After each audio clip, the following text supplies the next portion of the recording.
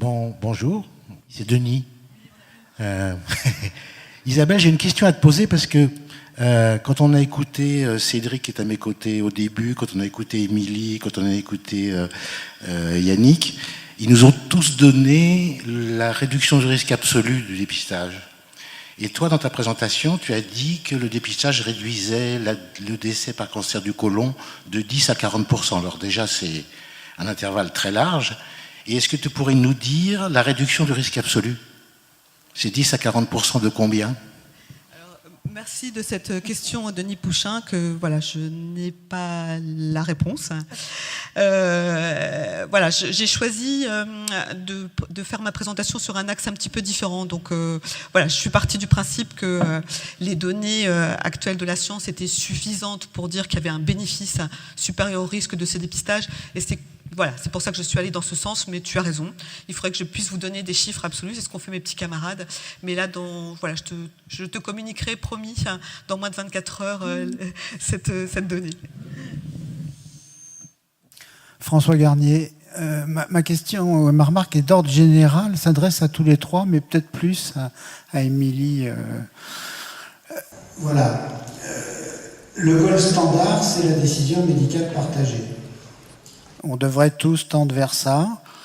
Et néanmoins, si on discutait réellement de nos pratiques à quelques-uns, on sait très bien que ça ne marche pas bien dans un certain nombre de cas. Alors à droite, il y a le modèle paternaliste et à gauche, le modèle informatif. Tout votre raisonnement, pas le vôtre, tout le raisonnement actuel, il est basé sur cette décision médicale partagée et sur le présupposé que tous les patients seraient d'accord pour ce modèle. Alors que les médecins se mettent d'accord là-dessus, je veux bien, mais ça serait peut-être intéressant quand même de demander leur avis aux patients. Et ce qui manque dans l'ensemble des présentations, je trouve, c'est l'abord psychologique des patients. C'est-à-dire qu'il y a des patients extrêmement fragiles qui sont incapables de décider quoi que ce soit d'un bord et à qui sans doute une part de modèle paternaliste est adaptée, même si on cherche toujours à discuter avec eux. Et de l'autre côté, j'ai des vieilles dames très raides, je dis bien des vieilles dames très raides, qu'il est impossible de convaincre de quoi que ce soit et sur lequel le modèle informatif est parfaitement adapté. Merci beaucoup.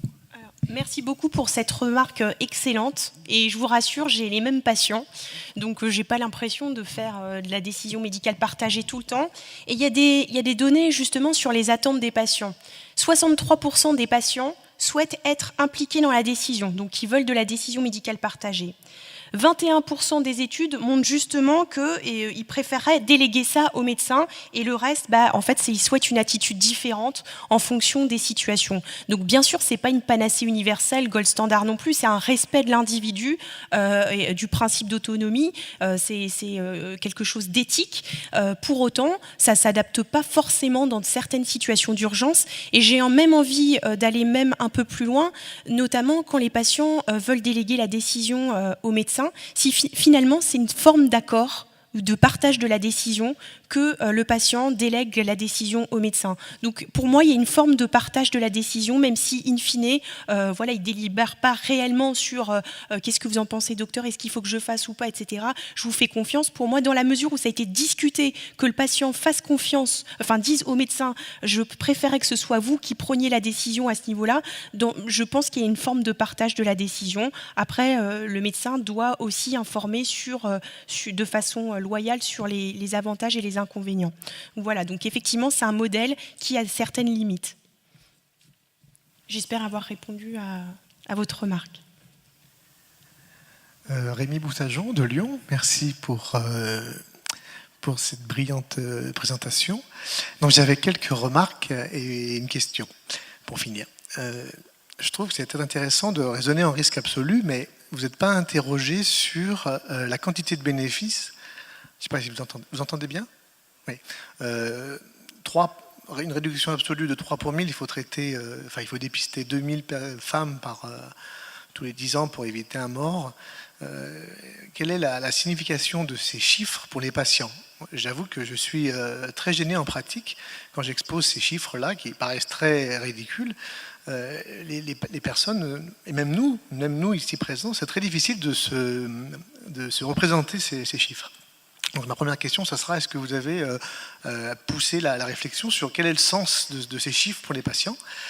La deuxième chose que je voudrais aborder, c'est qu'on se situe en prévention primaire, ou dans le dépistage, prévention donc chez les personnes asymptomatiques. Et c'est vrai que ça doit s'inscrire dans une réflexion plus globale qu'on appelle la médecine des risques chez les personnes bien portantes. Et il me semble qu'il faudrait creuser cette piste d'intégrer tous ces dépistages et toute cette prévention, mais d'un point de vue global. Qu'est-ce que signifie pour un patient de se focaliser sur un risque de maladie particulier alors qu'il a d'autres risques par ailleurs qui ne sont jamais présentés dans les aides à décision? Il faudrait mettre en perspective ces risques avec les autres risques de la vie courante. Et pour finir, et je m'arrêterai là, ça sera ma deuxième question, est-ce que vous avez des données sur la mortalité totale, qui est un critère important pour les patients, et puis sur les autres critères importants pour les patients, comme la qualité de vie, le nombre de chimiothérapies, le nombre de radiothérapies, parce qu'on présente souvent la mortalité spécifique par cancer comme critère de jugement, mais il me semble qu'il y a d'autres critères importants pour les patients. Moi, je voulais juste répondre à Denis parce que j'ai dans la salle des gens qui ont cherché pour moi, donc voilà, merci.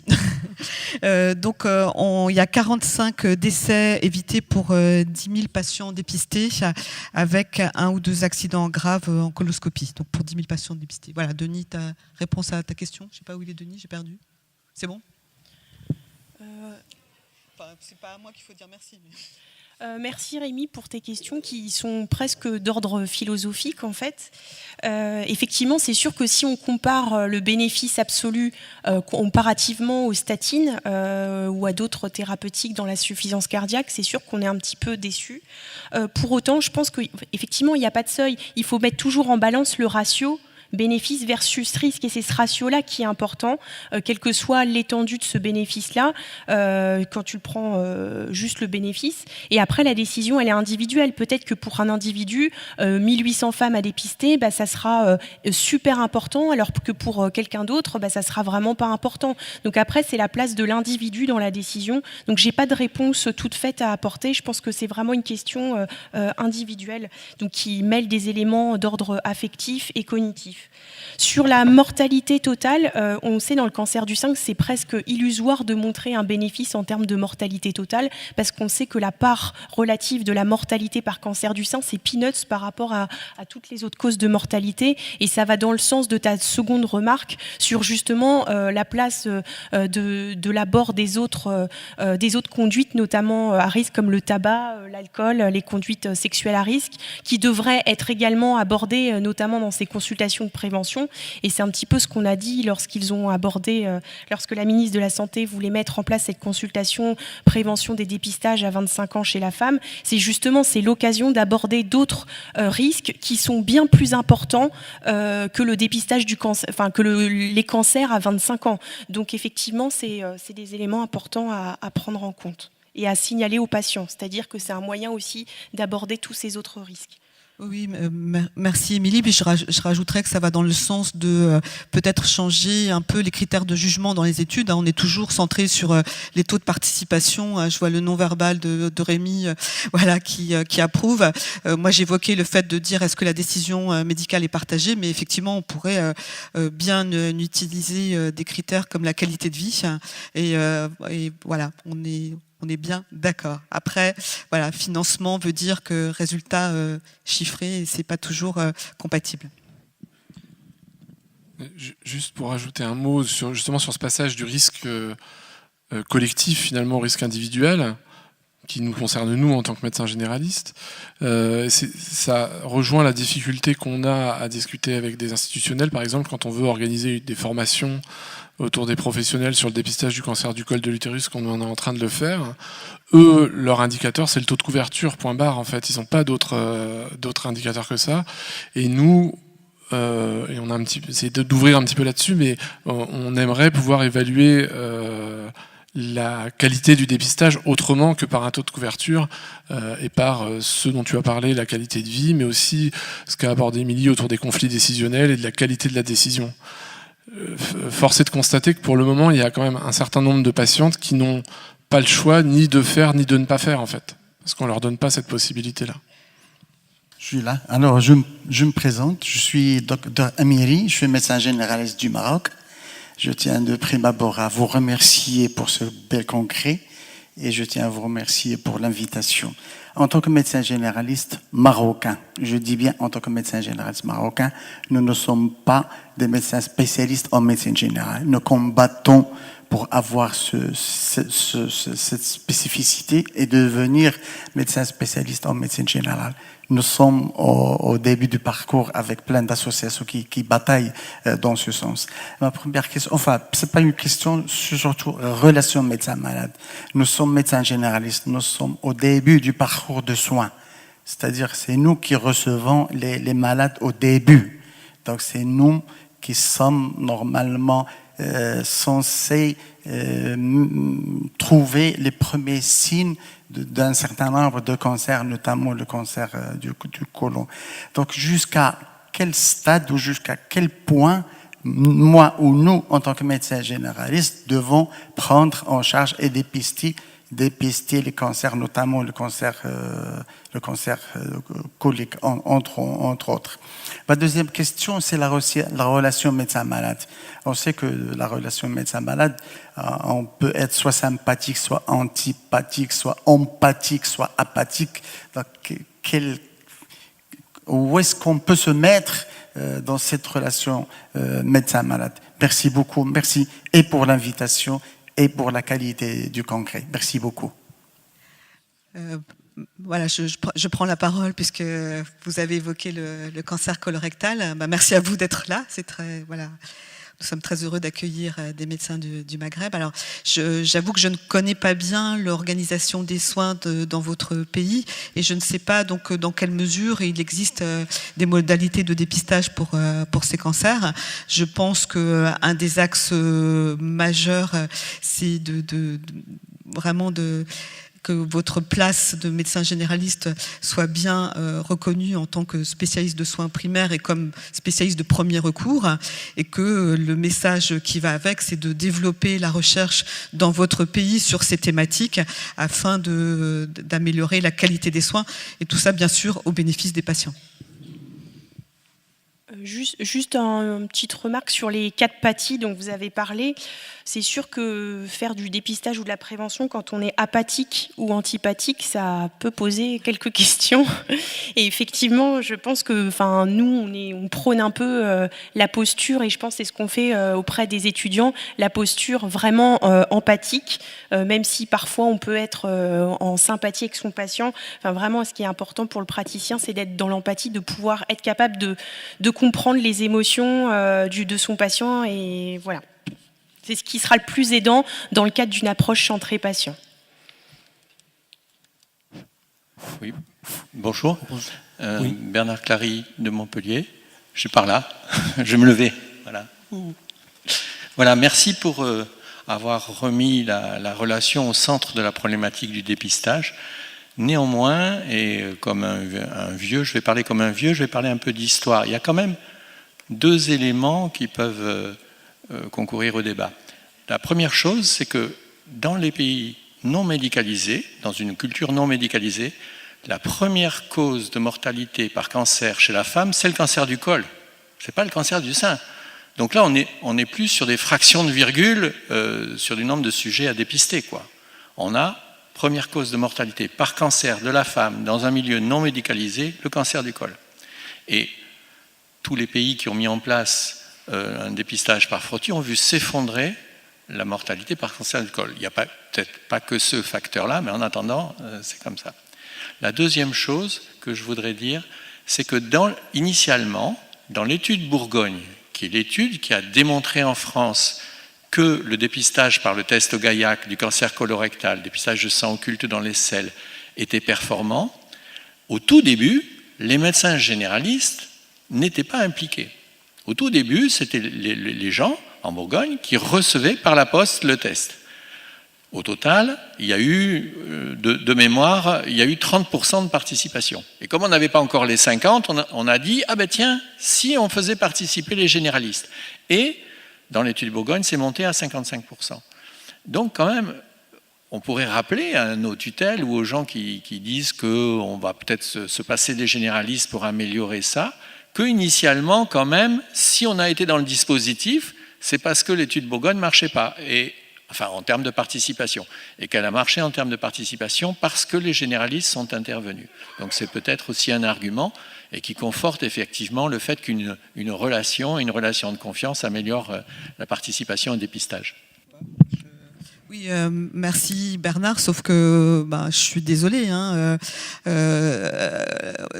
Comme moi, tu participes à l'étude Forceps et que donc on essaye d'améliorer la formation des médecins généralistes dans le cadre de ce dépistage et que pour l'instant, j'ai le regret de vous dire qu'on est mauvais, quoi. Donc, à un moment ou à un autre, si on n'arrive pas à faire mieux, je pense que les tutelles en tireront des conséquences et que on risque, sous prétexte de faire des économies de santé, de se voir dépossédé de ce dépistage qui permet vraiment de discuter avec les patients. On est vraiment dans un contexte effectivement extrêmement intéressant de débat autour de leur santé, puisqu'on a affaire à des patients qui ne sont pas malades, qui peuvent basculer de l'autre côté, et ce serait vraiment dommage. Mais pour l'instant, on reste à 30%. Oui. En fait, l'intervention comme l'information, elle doit être adaptée à la population qu'on cible, donc dans des pays non médicalisés, mais aussi en France. Émilie me souffle l'universalisme proportionné, mais c'est tout à fait ça. À Saint-Denis, on fait faire les frottis par des infirmières dans le cadre d'un protocole, et on améliore le taux de couverture sur la ville de Saint-Denis. Donc en fait, je suis pas certain que le médecin généraliste soit la réponse partout à tous les problèmes. Que la réponse, que le médecin généraliste soit associé à la réponse en tant que coordinateur des soins, mais qu'il soit toujours effecteur, je suis pas certain que ce soit toujours la meilleure solution en fait. Une dernière question. Oui, ça va être moi. Oui. La décision médicale partagée implique un point d'accord, si j'ai bien compris. Ce point d'accord, s'il est contraire finalement à l'attitude reconnue par la communauté scientifique sur le dépistage des cancers colorectal, c'est-à-dire si on ne fait pas de dépistage, est-ce qu'il ne faut pas formaliser cette décision médicale partagée sur le dossier médical, parce que la personne pourrait se retourner contre nous. On ne fait pas de dépistage, 3 ans après on trouve un cancer, le point d'accord a été obtenu de ne rien faire, quid au point de vue juridique ? Je pense que c'est le genre d'information qu'il est bien de noter dans le dossier, parce qu'en plus, le patient, il a le droit de changer d'avis. Donc, je pense que de noter dans votre dossier que vous avez abordé ce thème à tel jour, c'est important. Après, on sait bien que dans les problématiques de conflit avec des patients, la plupart du temps, c'est la communication qui pêche. Donc si vous avez bien communiqué avec votre patient, que vous l'avez noté dans le dossier et que vous abordez ce sujet un petit peu plus tard, éventuellement, je vois pas où peut être le problème. Et puis, je pense que justement, la décision médicale partagée, même s'il y a tout un volet de recherche à faire sur les effets distaux de la décision, à la fois positifs ou moins positifs, ça diminue les conflits décisionnels. Donc, on pourrait penser que justement, il y aurait moins de risques derrière de représailles ou de volonté d'aller à l'encontre du médecin et de porter plainte parce que, voilà. Donc, justement, c'est surtout quand on n'a pas le défaut d'information qui favorise ça plus que l'accord trouvé avec le médecin sur l'action de faire ou pas faire. Mais bon, encore une fois, c'est des hypothèses, il faudrait voir si ces situations se présentent ou pas, mais la prudence est de mise et on sait que noter, ça coûte pas grand-chose et c'est mieux. Petit pitch, vendredi matin, Charles Chambord, cancer du col. 4 présentations. Merci Yannick, j'aurais aimé parler juste après la dernière fois que tu as parlé parce que ça suivait parfaitement. Je voulais donner quelques expériences de PACU d'Alger, c'est-à-dire l'étude dans laquelle on invite les femmes reçoivent une invitation de leur médecin généraliste traitant à une consultation dédiée au dépistage de leur cancer du col. On leur propose un frottis dans le groupe témoin et on leur propose un autoprélèvement et un test HPV dans le groupe intervention. Bon, plus 11% en général, ce qui est quand même pas mal, plus 8% dans le groupe témoin, plus 15% dans le groupe autoprélèvement, significatif. La liste des patientes non dépistées, c'est là-dessus que je voulais intervenir. Qui rattrape-t-on dans PQDAL? On rattrape des femmes qui sont en retard par rapport aux 3 ans, c'est-à-dire qu'elles sont à 3 ans et 3 mois, 3 ans et 6 mois, etc. Elles sont dans les statistiques des femmes mal dépistées, mais en réalité, bon, il y a une négligence de quelques mois. Il y a l'arrêt de dépistage après la ménopause ou après l'arrêt des rapports sexuels, c'est quelque chose d'assez fréquent, donc on les rattrape, celles-là. Et on rattrape les femmes qui ont arrêté de se dépister pour raison de frottis douloureux, comme tu le signalais, Yannick. Par contre, qui ne rattrape-t-on pas? Eh bien, on ne rattrape pas les jamais dépistés. Et là, on est très déçus parce que les études de santé publique avaient déjà montré qu'elles n'arrivaient pas à rattraper les non dépistés. Et on se rend compte que lorsque ce sont les généralistes qui sont à l'origine du discours, ils ne rattrapent pas non plus les femmes non dépistées. Qu'est-ce qu'ils rencontrent? Alors, ils rencontrent des argumentations. D'abord, ce sont des femmes, effectivement, en général, à faible niveau de littératie. Et les 2 principaux obstacles sont des obstacles d'ordre religieux et culturel. Et les autres obstacles, c'est des femmes qui sont butées. C'est-à-dire que le médecin essaye d'engager le dialogue et la femme se bute et elle refuse le dialogue. Donc, effectivement, on a cette problématique de décision partagée, certes, mais quelle décision peut-on partager quand la femme oppose des arguments irrationnels ou oppose une fin de non-recevoir? Autrement dit, que le dialogue n'est pas, tout simplement pas possible.